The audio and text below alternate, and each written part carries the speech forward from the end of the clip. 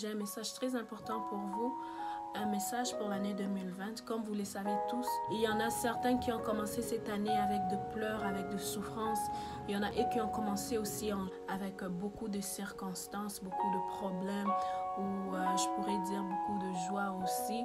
Dépendamment de comment tu l'as passé, le plus important c'est que cette année nous réserve beaucoup de surprises. Que ça soit bonne ou mauvaise, ça va dépendre complètement de ta vie spirituelle que tu as maintenant avec Dieu. Le temps est rendu mauvais. Réveillez-vous, vous qui dormez dans le sommeil profond, car le temps que Dieu nous a donné, nous ne connaissons pas le lendemain, et le lendemain ne nous appartient pas. 2020, c'est une année remplie de surprises. Bonne ou mauvaise, c'est le temps d'être près de ce qu'elle nous réserve. Que ta fondation soit solide et reste solide, afin que n'importe quel vent qui va passer devant toi, que tu puisses le résister et l'affronter. Que ça soit bonne ou mauvaise, soyez prêts à affronter cette surprise. Pour eux qui ont abandonné et mis Dieu de côté, retournez le plus vite possible. Toi qui as laissé l'Éternel en arrière, toi qui as laissé la parole de Dieu, la promesse de Dieu en arrière, toi qui avais laissé les choses de Dieu en arrière, toi qui n'avais plus cru en Dieu, toi qui s'est laissé dans ce monde, Dieu te parle aujourd'hui que tu puisses t'élever, que tu ne sois pas distrait, que tu ne puisses pas fermer tes yeux, que tu ne puisses pas être distrait des choses de ce monde, mais plutôt que tu t'élèves et que tu fais la part de Dieu. La part, c'est quoi la part de Dieu? La part de Dieu, c'est qu'il veut te voir épargné de ce chose. Dieu veut te voir épargné de ces choses. Et les autres trouvent que c'est normal.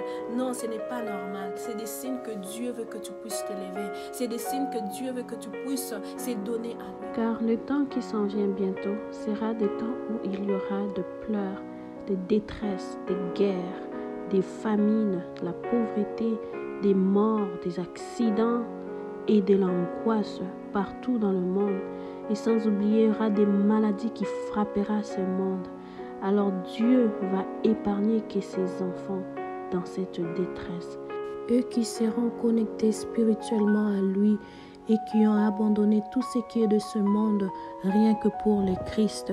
Alors ne soyez pas parmi ces gens qui vont tomber dans cette guerre, dans cette confusion ou dans ces temps de la fin, mais plutôt soyez des gens, des personnes qui seront éloignées et épargnées dans ces choses.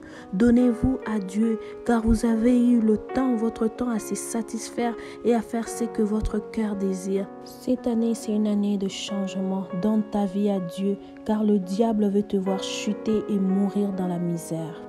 Chaque chose a son temps, et le temps est venu que tu te donnes à Dieu. Dans la présence de Dieu. Cette année, prosterne-toi devant Dieu, car il y a des choses qui vont arriver, peu importe les surprises qu'il nous réserve. Je crois très bien que Dieu a aussi de meilleures surprises pour nous.